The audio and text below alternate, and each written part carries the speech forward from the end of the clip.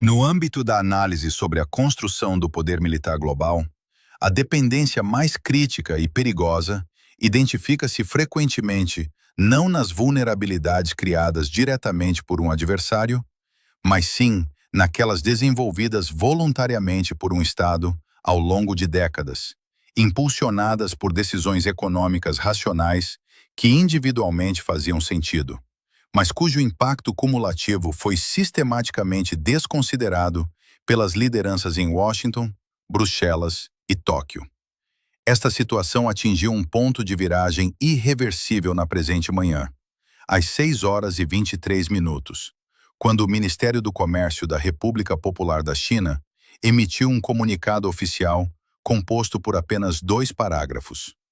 O documento, formulado sem tom de ameaça, ultimato ou declaração formal de hostilidade, determinou a suspensão imediata de todas as licenças de exportação de 17 elementos de terras raras, bem como dos seus derivados processados, com destino aos Estados Unidos da América, União Europeia, Japão, Coreia do Sul, Austrália e Reino Unido.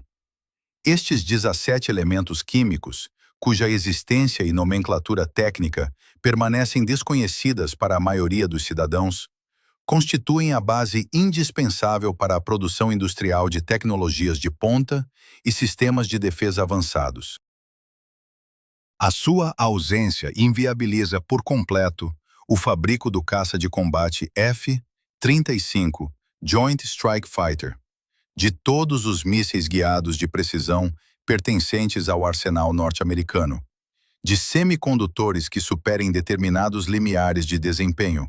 de baterias para veículos elétricos, de geradores para turbinas eólicas, de equipamentos de ressonância magnética, além de dispositivos civis de uso diário, como smartphones e computadores portáteis.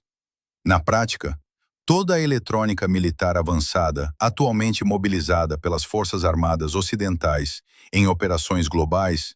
está diretamente indexada à disponibilidade destes materiais específicos. O panorama atual do mercado global acentua a gravidade do cenário, uma vez que a República Popular da China concentra 85% da extração mundial de terras raras. Mais relevante ainda do que a capacidade extrativa é o domínio quase absoluto da cadeia de valor secundária, sendo que o território chinês processa 90% destes elementos nas formas refinadas exigidas pela indústria transformadora global. Mesmo os minérios de terras raras que são extraídos fora do território chinês, nomeadamente na Austrália, nos Estados Unidos e no Canadá, dependem do envio para a China para a realização dos processos de refinação, dado que a infraestrutura de processamento químico em escala industrial, necessária para substituir a capacidade chinesa, é inexistente nas restantes geografias mundiais. Deste modo, constata-se que o bloco ocidental, liderado pelos Estados Unidos, permitiu o desenvolvimento de uma vulnerabilidade absoluta, em vez de meramente significativa.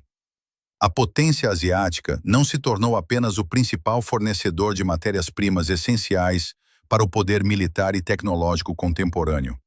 mas sim o único processador viável desses mesmos materiais à escala global. Na presente manhã, a liderança em Pequim ativou estrategicamente esta cadeia de abastecimento centralizada, transformando uma relação de dependência econômica num instrumento de pressão de cariz geopolítico e militar, com repercussões imediatas em todas as dimensões da capacidade operacional e econômica das potências afetadas. Se considera esta análise essencial para compreender as fundações do poder estratégico contemporâneo, subscreva o canal e acompanhe as próximas atualizações.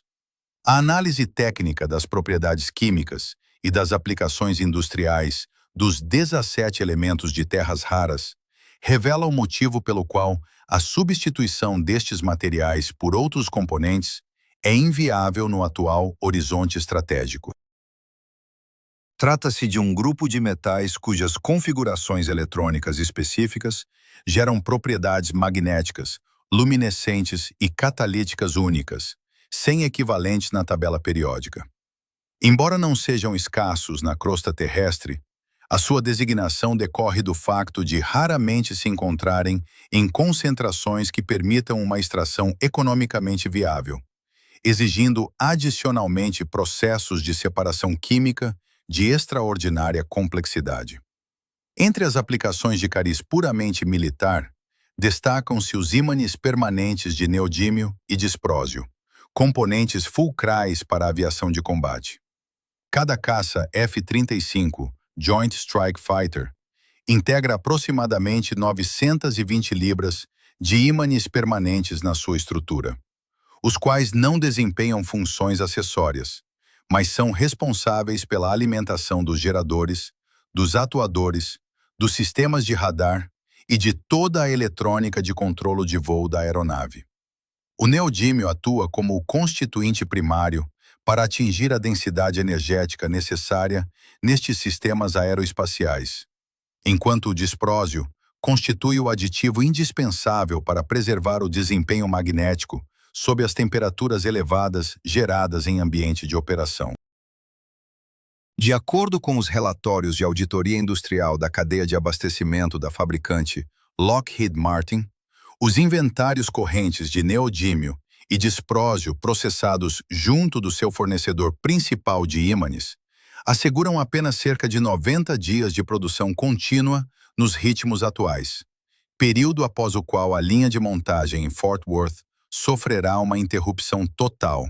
afetando diretamente as encomendas pendentes de 13 países, onde se incluem 12 nações aliadas, como o Japão, a Coreia do Sul, a Austrália, o Reino Unido, a Itália, os Países Baixos, a Noruega, a Dinamarca, a Bélgica, a Polônia, Singapura e Israel, totalizando um volume de 350 aeronaves, cuja entrega fica suspensa.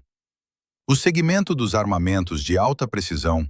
o fabrico de sistemas de orientação a laser, sensores de infravermelhos e unidades de medição inercial que equipam os mísseis e bombas guiadas, depende diretamente de dois elementos específicos, o térbio e o európio. As propriedades fluorescentes do térbio são aplicadas nos telêmetros a laser que determinam a distância precisa dos alvos, ao passo que as características luminescentes do európio são utilizadas nos ecrãs de interface dos cockpits, através dos quais os pilotos efetuam a designação dos objetivos militares. A suspensão do fornecimento destes materiais afeta de imediato as linhas de produção da Raytheon, da Boeing e da Lockheed Martin, dedicadas ao fabrico de kits JDAM, bombas de pequeno diâmetro, armas de planeamento JSOW, mísseis Hellfire e mísseis AMRAAM. Os dados setoriais disponíveis indicam que as reservas atuais de componentes de orientação cobrem entre 60 a 120 dias de produção. Esgotados estes inventários, a capacidade de fabrico de munições de precisão colapsará para valores estimados entre 5 a 8% do ritmo normal, limitando-se ao volume que pode ser sustentado pelas infraestruturas de processamento não chinesas. Este declínio ocorre num contexto em que os arsenais ocidentais registram já níveis significativos de desgaste devido a conflitos recentes, com taxas de depleção de 50% nos interceptores do sistema Patriot e 30% nos mísseis de cruzeiro Tomahawk. A área da vigilância e dos sistemas óticos avançados é igualmente condicionada pela interrupção do acesso ao lantânio e ao cério. Estes elementos são introduzidos na composição do vidro, utilizado nas lentes de satélites de reconhecimento,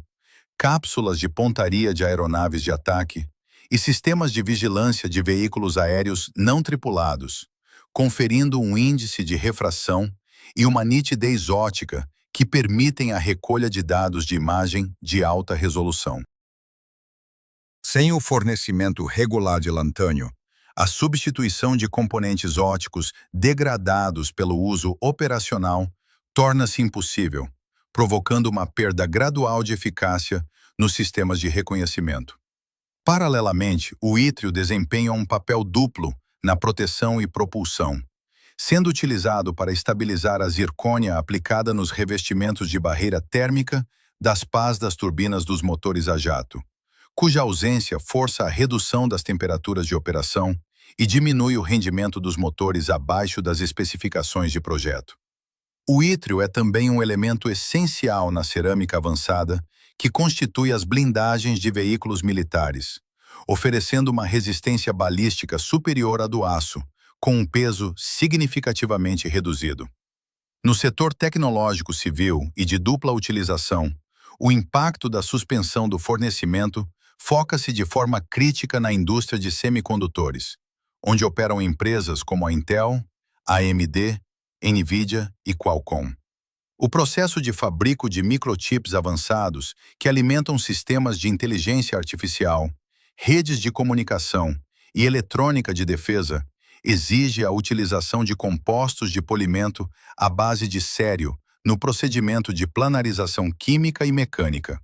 responsável por criar as superfícies planas onde os circuitos integrados são impressos. As estimativas da indústria apontam para que os fabricantes de semicondutores nos Estados Unidos possuam reservas de compostos de sério suficientes apenas para um período de 30 a 60 dias. Após o esgotamento destas reservas, o ritmo de produção de chips avançados registrará uma quebra imediata, fixando-se em apenas 12 a 15% da capacidade atual,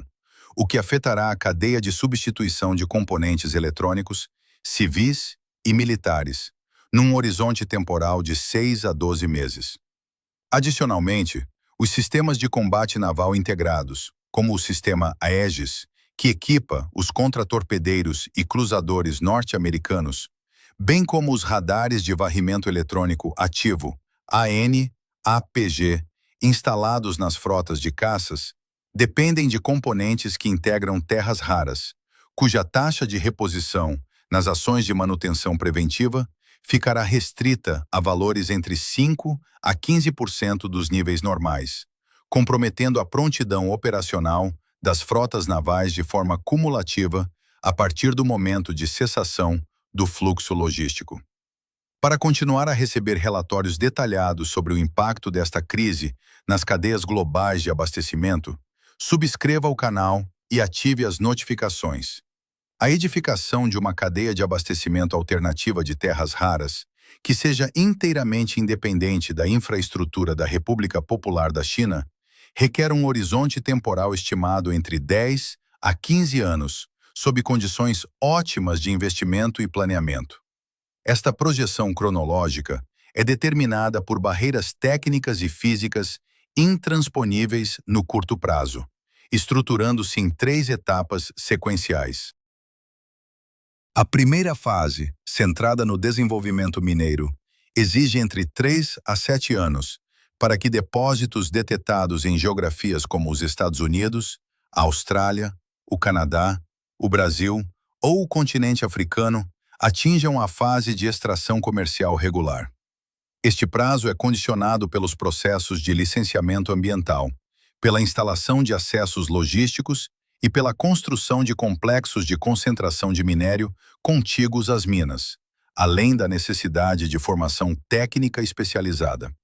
Como precedente histórico, a mina de Mountain Pass, na Califórnia, o maior depósito norte-americano, foi encerrada em 2002, devido a falhas de segurança ambiental no processamento de resíduos, e necessitou de 15 anos consecutivos até retomar a extração em escala industrial. A segunda fase envolve a construção da infraestrutura de processamento químico e estende-se por um período de 5 a 10 anos. O minério bruto extraído apresenta uma concentração de terras raras de apenas 1 a 10% da sua massa total, exigindo o método de extração por solventes para isolar cada um dos 17 elementos. Esta tecnologia de separação envolve formulações químicas, calibrações de temperatura e gestão de acidez, cujas patentes e competências de engenharia industrial foram concentradas e aperfeiçoadas pela China ao longo de 30 anos, criando um monopólio de conhecimento técnico que impossibilita a aceleração do processo por mero aporte de capital financeiro. A terceira fase, relativa à adaptação industrial dos fabricantes finais, requer 2 a 5 anos adicionais, período durante o qual os produtores de ímãs para o caça F-35, os fabricantes de componentes de orientação de mísseis e os impressores de semicondutores necessitam de reconfigurar e testar as suas linhas de montagem para processar materiais cujas especificações químicas difiram do padrão industrial chinês, que tem sido utilizado como referência de calibração nas últimas 3 décadas. O facto de esta vulnerabilidade estrutural não ter sido prevenida decorre de uma lógica de mercado em que a redundância logística fora da China apresentava custos de produção significativamente superiores, penalizando financeiramente as empresas que tentavam investir de forma independente na segurança do abastecimento. No plano geoestratégico, a decisão de Pequim de suspender as licenças de exportação na presente conjuntura assenta em 3 vetores de cálculo político e militar. O primeiro baseia-se na constatação de que os arsenais das potências ocidentais se encontram atualmente depletados devido a teatros de operações recentes, convertendo a paragem das linhas de reabastecimento industrial numa crise operacional imediata, em vez de um problema de longo prazo. O segundo vetor liga-se diretamente à caducidade do prazo de 90 dias da moratória de reconstrução prevista no acordo de cessar-fogo estabelecido na região do Médio Oriente, limitando a margem de manobra de Washington para exigir o cumprimento de cláusulas de desarmamento a uma estrutura militar iraniana reorganizada, uma vez que a capacidade de sustentar qualquer reatamento de campanha militar dependeria de munições de precisão, cuja reposição industrial foi agora bloqueada. O terceiro vetor visa a otimização da janela de atuação estratégica em relação a Taiwan, alterando as premissas de planeamento militar ocidental ao limitar a taxa de reposição logística global para valores entre 5% a 15% do necessário. Este planeamento estratégico remete diretamente para a diretriz formulada em 1992 por Deng Xiaoping, que estipulava explicitamente que, face ao peso do Médio Oriente no mercado petrolífero, a China detinha o domínio das terras raras como recurso de poder nacional de longo prazo. Perante este cenário, as respostas políticas imediatas em Washington, que incluem a promulgação de decretos presidenciais, dotações de fundos de emergência e a aceleração regulamentar de projetos domésticos, mostram-se ineficazes para alterar a realidade operacional imediata. Simultaneamente, capitais aliadas dotadas de indústrias transformadoras avançadas, como Tóquio e Seul, enfrentam a paragem iminente dos seus setores industriais, exportadores de automóveis e eletrônica civil, gerando focos de pressão econômica interna e pressões diplomáticas internacionais para uma resolução célere da crise. O impacto propaga-se de igual modo pelas principais economias europeias, incluindo a Alemanha, a França e o Reino Unido, alterando a análise de custo-benefício dos respectivos governos quanto à sustentação do esforço de defesa global. A consolidação deste monopólio industrial, estruturado progressivamente através de circuitos econômicos regulados, resultou na ativação de um instrumento de coerção direta sobre o aparelho produtivo e militar ocidental.